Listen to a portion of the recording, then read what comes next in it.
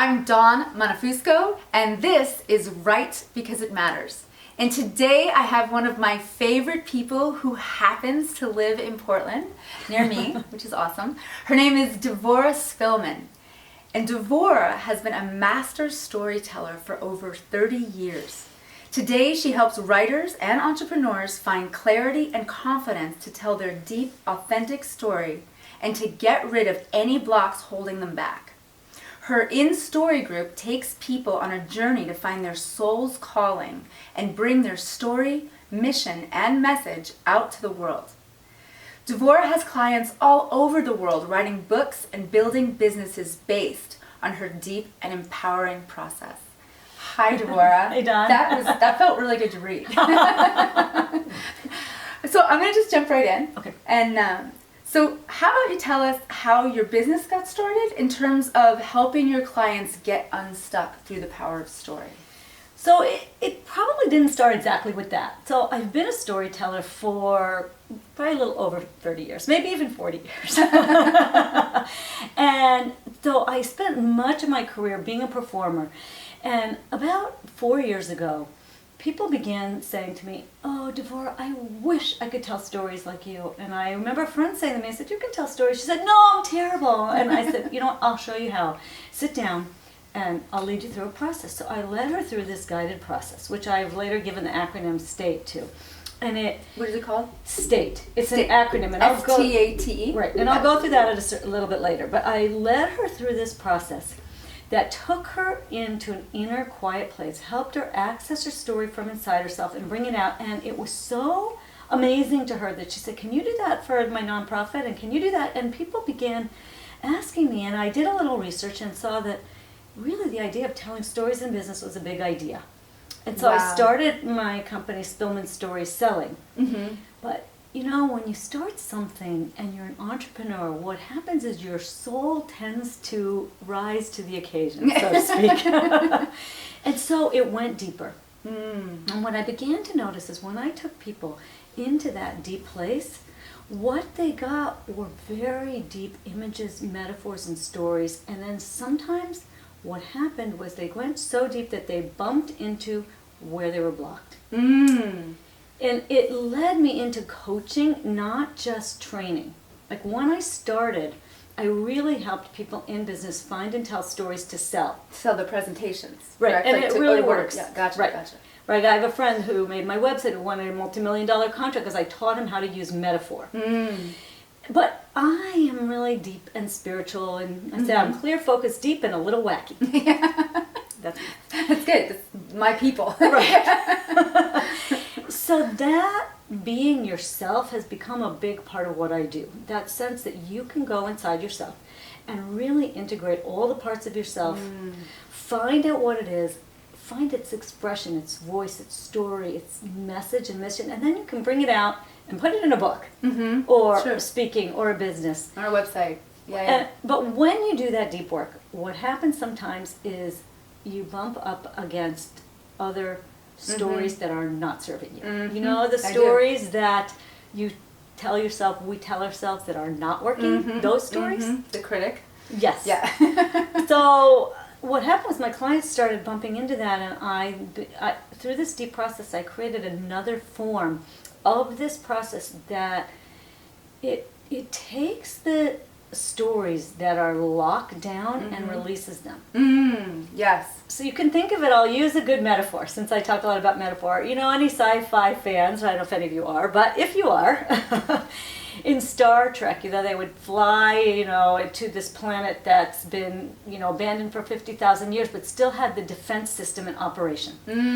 We have that. We have stories that are still in operation that were put up to defend us when we needed them.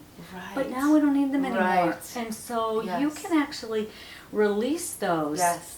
And then they become your wisdom, they become your insight, and they allow you to have an opening to access to what's underneath that. That's amazing. It's pretty cool, actually. You did a process with me where, well, we don't have to go into my process, but what I noticed is that you helped me to remove the lie. So in terms of the story, the defense system that doesn't need to be there, the way that I interpret it was, wow, I've been lying to myself. Like maybe it was there for a reason at some time. Right. But now I'm using this and it doesn't apply and it's holding me back. Right. So I love the idea that, in terms of story, it's not just about telling the truth, it's about sometimes removing the lie. Right. Well, so one of the ways I like to think about it is that if you think of your soul or your essence as being something very light and clean and clear and shiny. So I like to say it gets schmutz on it. It gets dirt. It gets covered up. Or one of my clients, she used the image of it gets like tarnished. And so another metaphor is that it's not that your essence is diminished, it's that it gets covered over. And so this inner process allows you to, so to speak, clear that out. Yes. So let me just say what the steps of this process are, so people kind of have an inkling of how it is, and then we can decide if we have time to do a little round through it, or they'll get it in the gift later. So these are the steps. The first step is the S, which is stop and breathe. This is really classic what you have to do to start any inner process, right? Because we're all going so fast. We're often on automatic, and you'll notice that any process of a meditation type or a change your consciousness will always start with stop and breathe and close your eyes. Yeah. Unless you're driving. So this already puts you in a whole different state, and I'll often say, feel that shift to stillness. Yes. So once a person's in that state, then I have them feel this sense of that flow from above. That sense of being connected to God, the universe, that very pure source of light and love. You feel that come through your whole being, kind of ground you in the earth, and then bring up that energy from the earth so that you become clear and centered and in the state of connected flow. Then once you're in that clear state, which is really pretty much universal to almost every form of meditation. So then here's where I go into kind of a new area. Once you're in that state, the T is think about it. What this does is this is where your conscious mind is kind of giving direction to your subconscious mind, in a sense. So you can think about what's blocking you. You can think about your mission and your message in the world. I'll often say to people, think about who you are and what you do in the world. But the think about it varies a lot. The next two steps go together, which is ask and trust. Right. So what's important about ask and trust and why they go together is the way that you get information from your subconscious is always going to be in a weird, uncanny way. And you have to trust the thing that shows up first. So you ask. A classic thing I'll ask is, what's an image or a metaphor for who I am and what I do in the world? So up will pop, like some weird thing. Like a butterfly, a moth, or a shoe, or a tree, or whatever. And then we explain and interpret it. How is what I do in the world like this? And my free gift is going to be about metaphor mastery. And so people will get a lot of help with how to use metaphor. Metaphor takes you into this very deep realm and gives you access often to insights that you wouldn't be able to get any other way. Yeah. And then they become useful. People really remember metaphor powerfully.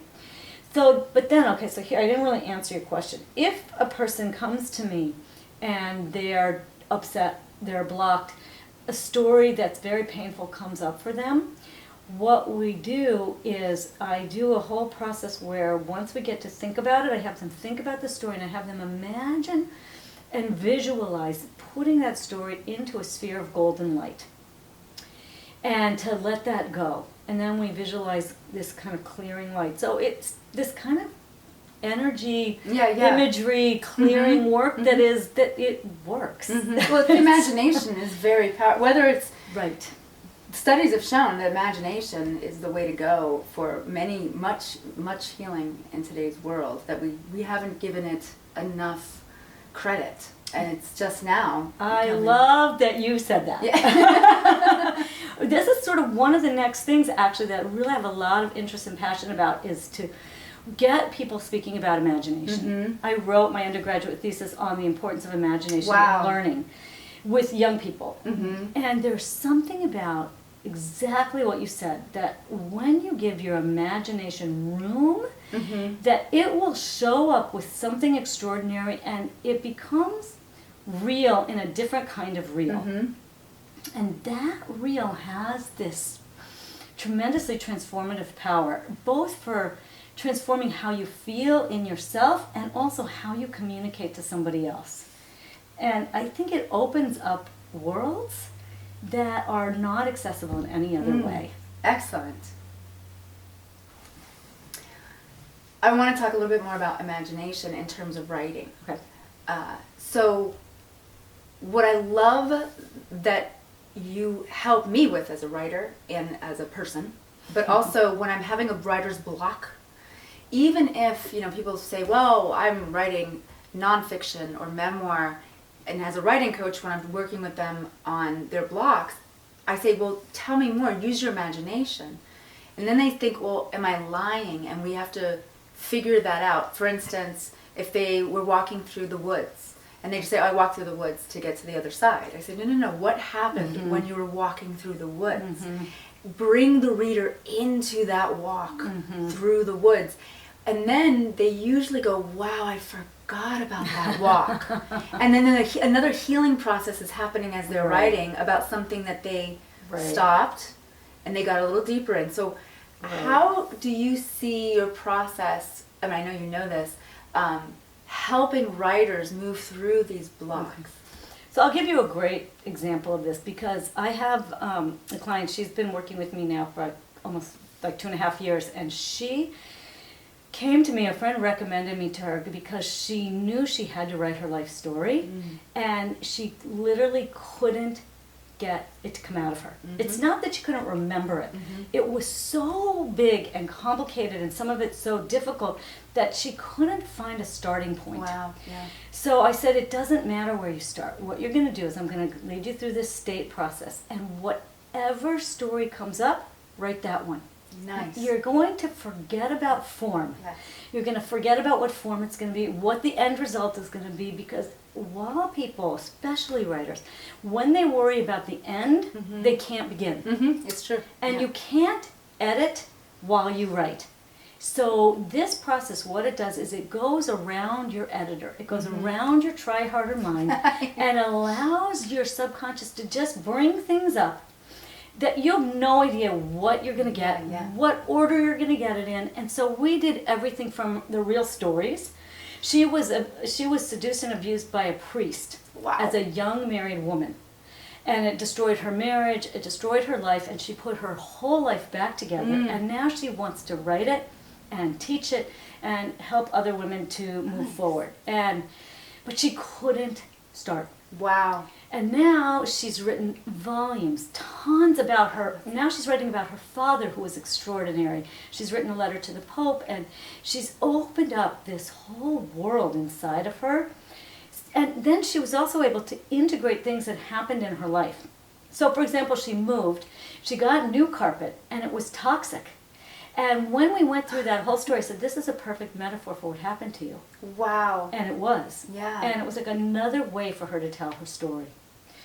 And the other incredible thing that happened to her was, she told me, this was a couple of years into working together, she told me she thought she was going to have to go to do therapy for PTSD, right? And I said, well, what about? And she said, well, about like I don't have my heart.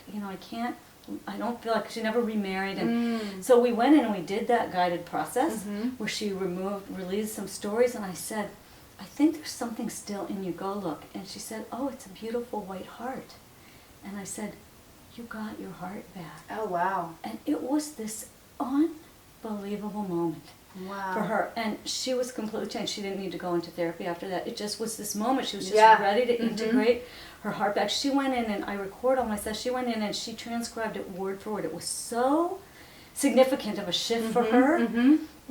We didn't know that was going to happen. But because she was so present and she had done so much prior work, she was able to open up this whole new piece. And then she began writing about her father. She began reaching out to start saying she was ready to do workshops with other women.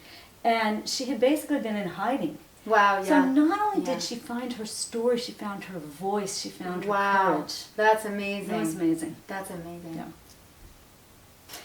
One of the things that I'm picking up on is when I've done a lot of therapy, I've studied psychology and been obsessed with the brain for a long time. I think without the proper guidance, we stay in the left side of our brain. We get very linear. We want to figure it out. We think it has to show up this way, this way, this way. With your process, what I love is it genuinely takes you to the other side of your brain where you have to trust whatever comes up, scramble everything, because you might get there quicker. You might actually be able to bypass the logical critic, the stuck space, if you trust the imagination again. Right. Yeah, yeah. So Right. I love what you're saying. It gives people access. In a way, it's what you could get from your dreams if most of us were better at directing and remembering our dreams. Yes. But since we're not, this gives you access every time, always. It's one of those things where it can't not work as long as you trust what you get. And I do have a cool process that when someone says to me, well, I say, what's an image or a metaphor? Nothing, I got nothing. So I'll say, I'll do a little fun thing with you, okay? So if I have you, and we won't go through the whole thing, but I have people close their eyes and get in that clear space, right? Think of who you are. Okay, we'll do it for you. Think of who you are, what you do in the world. This is the short version. And now you ask, what is an image or a metaphor for who I am and what I do in the world? But I'm going to tell people a little fun trick, and I think it's in the gift I give, but sometimes people will say I don't have anything. So here's the trick. What shoe are you? Oh my gosh. If you had to pick, and this is for everybody, if you had to pick a shoe that represents who you are and what you do in the world, what shoe are you? But you have to trust what comes. Yeah, right? just whatever the first thing comes. It's none of the shoes you wear. So what shoe are you? A red Mary Jane. So why? So wait, before you answer that, actually, here's how you work with metaphor. The first thing you do is you describe your image in detail. Okay. Well, first I saw I Love Lucy. I saw Lucille Ball. Because I used to watch Lucille Ball all the time. And then I liked her classic, outfits. They're very bold. She's got the white and the red. And so then her shoes were usually like somewhat of a classy heel, but with the strap across it. And it was red. And because she's the entertainer, she's funny.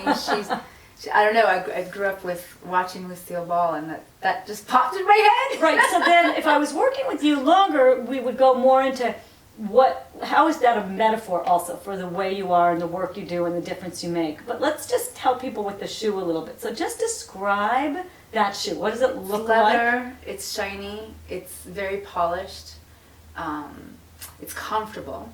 It's actually quite comfortable. It protects my toes.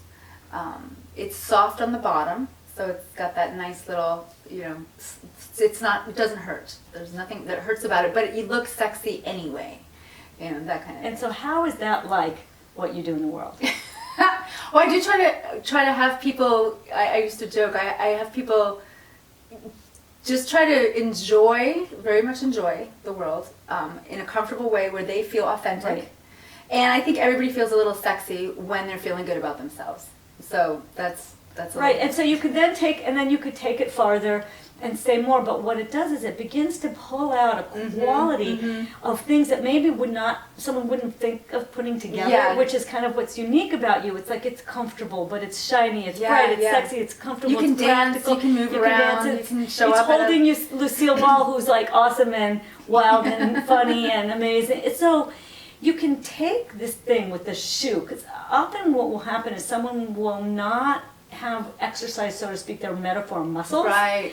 And I teach that, is how do you exercise and develop your metaphor muscles. So this, what shoe are you, is a really fun one to start with, because everyone can name a shoe. Yeah. What I love is I actually know the process, and I feel like I have a good metaphor muscle. So what I do is I go, oh my gosh, what's headed my way? 'Cause I know it's going to be something I don't understand, and I'm probably going to be a little embarrassed. I don't understand.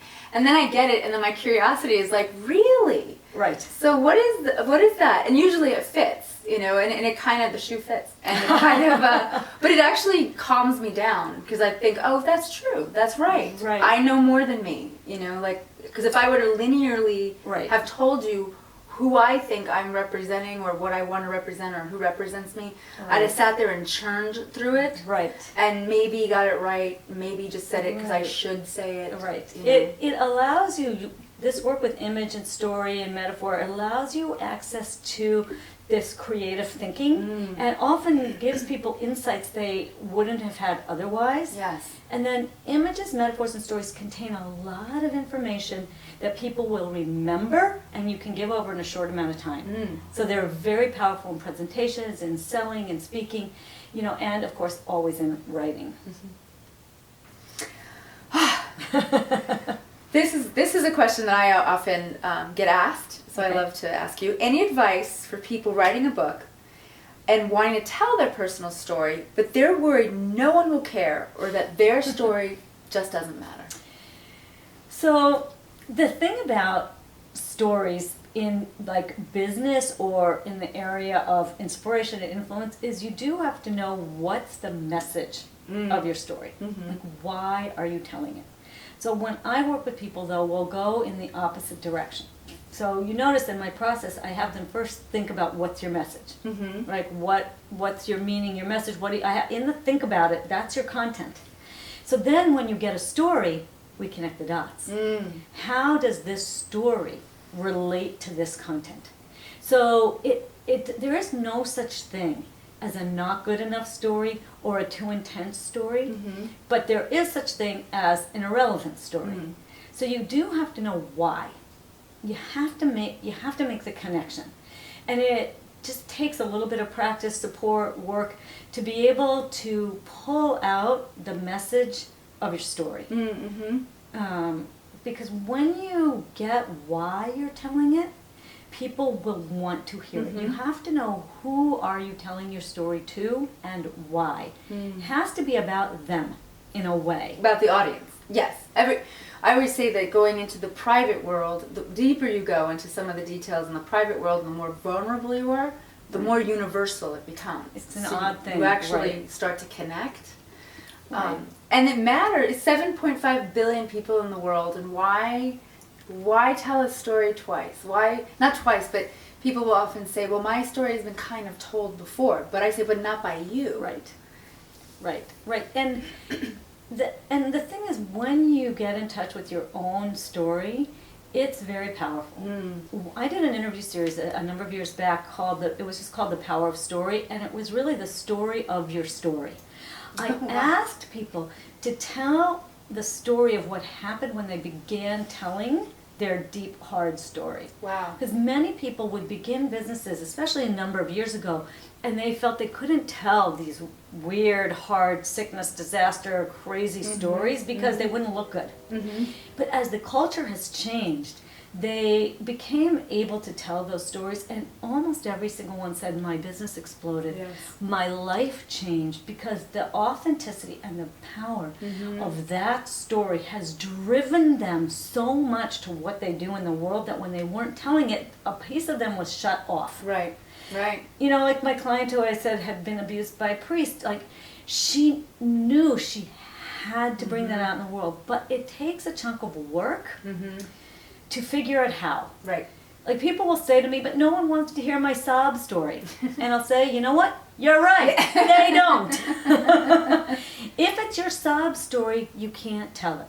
Here's one tip. If you're still in your story and you haven't gotten your insight yet, you're not ready to tell it. Right. You have to have gone through your hard thing, come out the other side, and gained an insight. And if you've done that, even if you only did it last week, you can share your insight. What we can't stand is whining and complaining. Totally. Just saying.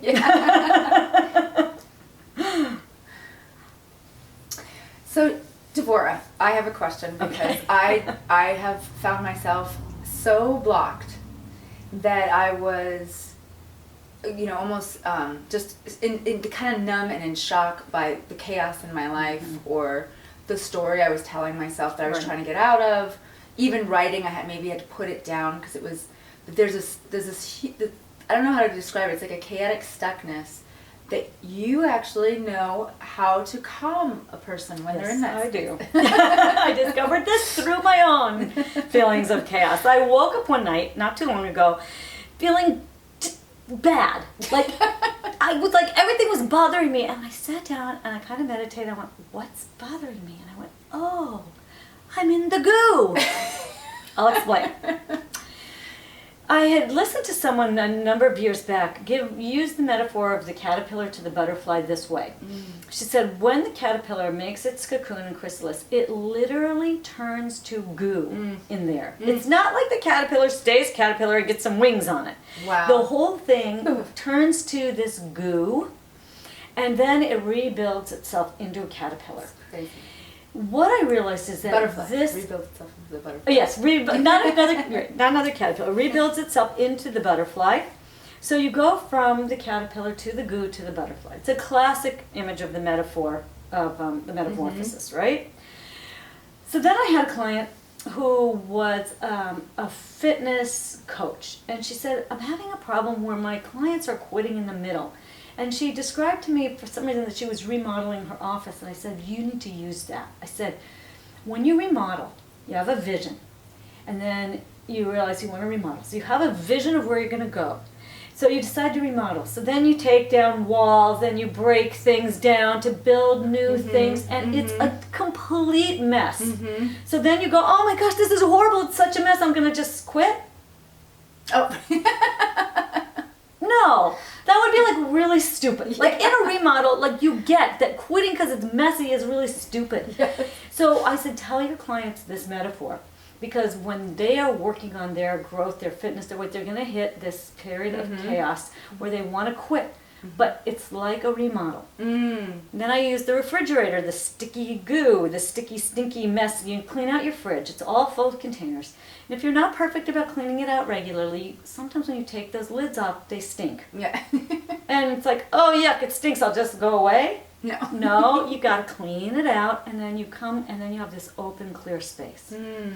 So then I thought, what is this? And I thought, this is the absolute fundamental creative process that is the foundation of our entire universe. So I'm kind of a spiritual person, and I follow Jewish tradition, and I love to read the Old Testament, the Bible, which we call the Torah. And how does it start?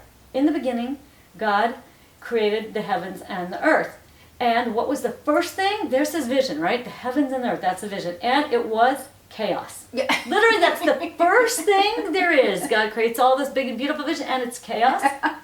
And then it says, and God said, let there be light, and then there's all the order comes. This process of vision to chaos to manifestation is absolutely fundamental to all creative process, period, to everything. So when you're in the chaos, or what I like to call the goo, if you know that, you can go, oh, I'm in the goo. I'm in the goo. Which means I'm in a creative process. I'm in the natural transformational phase that is messy. Now, you still need tools to get out of the goo. Generally speaking, it's hard to get out of the goo alone. Yeah. Because when you're in the goo, it seems like all of reality forever and ever is going to stay Devorah, like that. can you put on the rubber gloves and go get your headlamp on and get me out of the goo? Right, and that's what we do for each other. It's what coaches do, it's what friends do. We help each other out of the goo. And as soon as I say to a client who's going through a hard time, I say, you're just in the goo. And they go, oh, this is just the goo. It's such a powerful reframe. And as soon as you know that, you then can think, okay, well, what do I need to do to get out of the goo? And there are lots and lots and lots of tools for getting out of the goo. The main thing is recognize you're in it and use a tool. It could be a meditation, a walk, a run, a friend, a talk, a read. It could be a million different things. But once you know you're in the goo, you do know you have to do something to get out of it. Because you're not going to stay there looking at it. You go, oh, I just need to clean this off or move through it. You need to grow forward, and generally speaking, that's why we need groups and support and books and all kinds of things that help you see that next step, take that next step. And so I created a whole program called the Sticky Messy Goo. And it's just a great title, and Love it. I did like a webinar on it, and it leads people through this awareness of what is it, how do you get out of it. So I have my process will help you get out of it, and then there's lots. Mine's not the only way out of the goo, but if you know you're in it, you can go, I'm okay, Yeah. and then you can figure out what to do. That's awesome. It gives you that pause of perspective, which is a very powerful thing, because when you're in the goo and you don't know it, you feel like you don't that's when you can go into victim. Yeah, and suffocate and anxiety. As soon and as you depression. know I'm still on the way to my vision, I'm just inside of this 3-step process, you become able to choose, and you're not in victim anymore. Excellent. It's very, very powerful. And you can't be a reframe. victim when you're turning into a butterfly. Exactly. Because you know you're in part of a process, and this is just a normal step. Yeah. So it's what you could also say is you tell yourself a different story about what's happening to you. Oh, I love it. I love it. Speaking of groups and healing, you have a wonderful group. It's called the In Story Group. Can you tell us more about that group? Yes, I would love to. And I love my in-story group. And I actually recently had this whole insight about how each of those tiny little words really teaches what it is. So it's called the In-Story Group. The in is that inner work I talked about, that inner guided work, the inner finding your story, clearing your story. Without that inner work, you're not going to get to the core of what you need. Story is all about how you take it out. How do you shape it, give it voice, give it form? How do you bring it out in the world?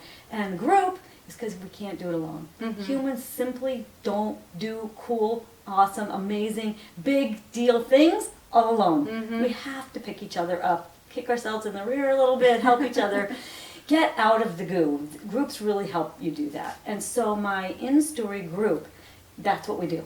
I take a whole group of people, it's an online group, so it's all virtual people all over the world who do this with me, and we take a whole year, literally an entire year, of going in, bringing it out, helping each other, and people create all different kinds of form, but they also find their voice, their soul's calling.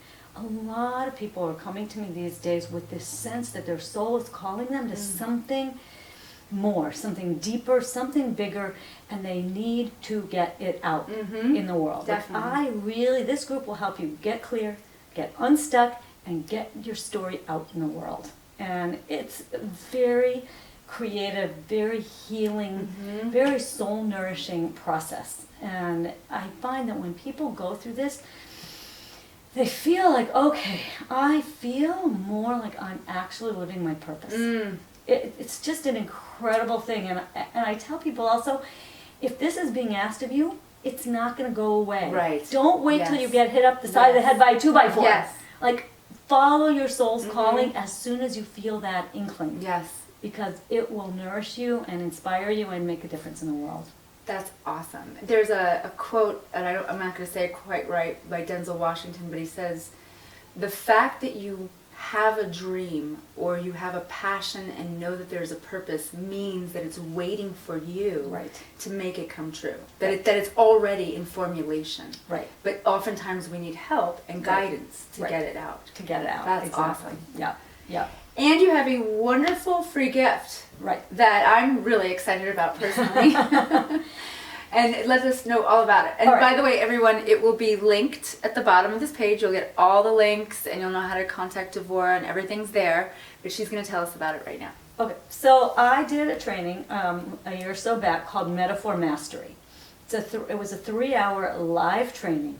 And in this 3-hour live training, each hour has this guided state process. And I will actually take people through how to find and use metaphors. Nice. And you'll hear some people actually coached live on the training, so you will get a sense of how to use those metaphors. And then people will also have access to what I call a soul story session, so that if you get some kind of crazy metaphor and you have no idea how to use it, I don't leave you hanging. You will, everyone who gets this free gift will have access to a free session like that to figure out, what do I do with this when I get it? That's awesome. That's part of the metaphor muscle Yes, learning yes. is people will get Yes. things and they like, oh, I got a boat. Like, Yeah. what does it mean? Right? So pajamas, I don't get it. Whatever. So I will help them interpret it. Yes. And by going through the process, also people will begin to learn that. And I talk about both everyday metaphors, how you can use them every single day if you have to write newsletters and blog posts to keep them fresh, as well as how to go in and find core central metaphors for who you are and what you do in the world. That's amazing. And I do agree. She will guide you through your metaphor, and you do it through questions, which I think is great. So take advantage of the free session. Find out about your metaphor and contact Devorah. It will be amazing, I promise you. So thank you so much, Devorah. Well, I really pleasure. appreciate this. This is great. Now everybody get out there and write. Get your metaphors together. Thanks. I'm going to give you a hug. All right. This is so much fun. Thanks. Okay, bye. Bye, See you next everybody. time.